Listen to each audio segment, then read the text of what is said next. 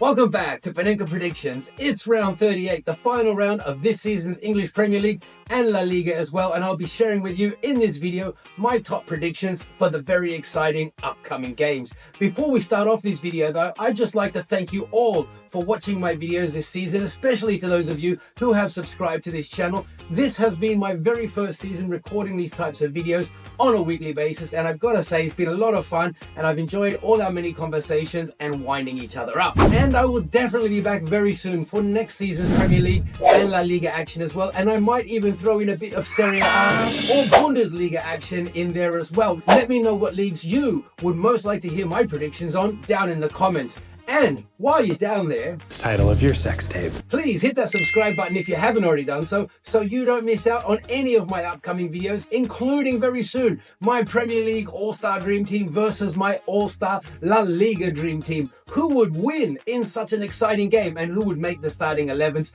based on their current form this season? Make sure you're subscribed so you don't miss out. And now, let's talk football. There's loads of exciting games in this weekend's top two big leagues, and let's kick off our predictions for this final round with the Battle of the Champions. And by that I mean Premier League champions Liverpool hosting FA Cup champions Crystal Palace. Both teams will be looking to end their successful seasons on a very high note, and this game could be played in a party atmosphere, which should make for a very exciting counter for everyone to enjoy. Liverpool in their last home game will want to put in a good performance for their home fans, and Crystal Palace, well, they're still on cloud nine after their FA Cup win and still playing very good football. They beat Wolves 4-2 in midweek, and a win here could actually move them up into the top half of the table. Liverpool in their last game took the lead twice but ultimately lost 3-2 away at Brighton, and I think we're in for a similar kind of result in this game. I can definitely see both teams getting on the score sheet in this game, and possibly more than once. I think this has got 2-2 written all over it.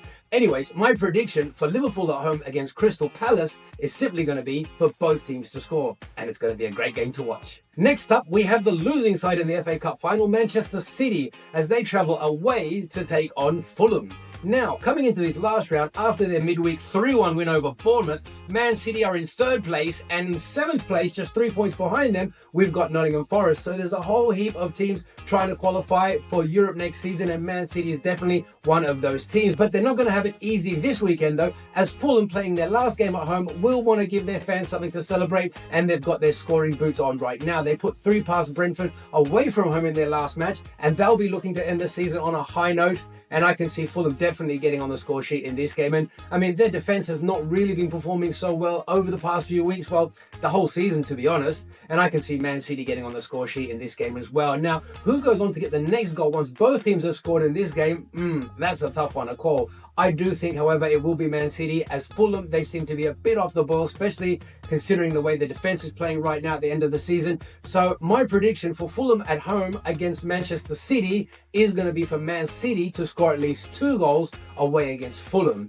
I know City will want these 3 points more than Fulham, but as they saw in the FA Cup final, sometimes in life you just don't get what you want, do you, Guardiola? They may end up getting a 2-1 win, or it may end up in a 2-2 draw. Let me know your predictions for this game or any of the games involving the top 7 teams down in the comments. The other Manchester team, United, play their final game of the season at Old Trafford, where they will be taking on 6th place Aston Villa. Now, I really like this game, and you want to know why? Because I think Villa are going to win. Man U, they've just been shit all season, and they're down in 16th place for a plethora of reasons. Whereas Aston Villa, they have won their last 3 and they look the goods to qualify for the Champions League. Man U, unsurprisingly, they've lost their last 3 in the EPL, and if they don't sort things out for next season, they could find themselves deep in a relegation battle. And what a shame that would be. My prediction for this game is going to be pretty straightforward. I'm just going for an Aston Villa away win against Manchester United, and for Aston Villa to qualify for next season's Champions League, and Man U to qualify, well, really. Newcastle, holding on to 4th place, entertain a usually unentertaining Everton this weekend. Newcastle at home seem to be invincible. They can do no wrong, and they've racked up 5 wins in their last 5 on the trot at St James's Park, and they convincingly are beating teams like Chelsea and Ipswich and Crystal Palace and, well, obviously Manchester United. And given that if they don't win this game and all the other teams around them do get the 3 points, then all their hard work this season could really become undone on the final day of the season, and they could actually drop drop down to 7th place. Everton, I don't think they're going to put up too much of a struggle. They've won their last 2 games against, well, the relegated Southampton and Fulham as well. And I imagine they've already got one foot on the beaches of sunny Spain and won't care too much about this game. So for this game, I'm going for a Newcastle home win against Everton. I'm not too sure if there's going to be too many goals in it, so I'm keeping it straightforward and just going for the home win because Everton do like to keep it tight and boring, but I do hope I'm wrong for the spectators more than anything else. And I can see nothing more, like I said, than a Newcastle United home win against Everton this weekend. Nottingham Forest in 7th place are hosting Chelsea in 5th place. So this game is really winner takes all. Coming into this game, Chelsea may be in a slightly better form, recording an impressive 3 wins out of their last 4 EPL games. They beat Liverpool at home and obviously Man U as well. I mean, everyone's beating them nowadays, but losing away to Newcastle United in that run.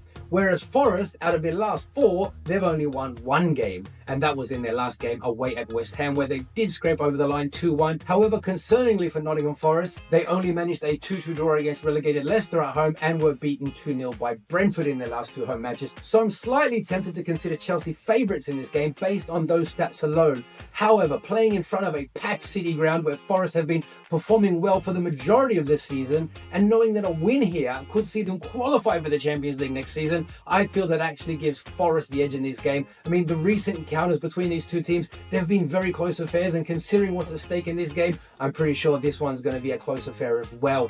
4 out of the last 5 games between these 2 have seen both teams scoring in this fixture, and I feel for this game, and this is going to be my prediction, that both teams will score once again between Nottingham Forest and Chelsea. I do hope Forest get the win. I know Chelsea would be the happier of the 2 if it ends in a draw here, but I like an underdog success story, so I'll be supporting Nottingham Forest to get the home win. Off to Spain now, where we have Athletic Bilbao pretty much locked and safe in 4th place, hosting La Liga champions Barcelona. With La Liga all wrapped up, you may be inclined to think that Barcelona won't care too much about winning this game against Athletic Bilbao, and I think you might be right. And Bilbao, as long as they avoid a heavy defeat here, they're pretty much guaranteed to be in next season's Champions League, where they deserve after a very good season. So I think we're in for a fairly entertaining and potentially a score draw in this game. However, with all the amazing talents on display with the likes of Nico Williams or Rafinha and of course Lamine Yamal, either team might be capable of producing a moment of magic and stealing the 3 points at the death here. So instead of going for the draw,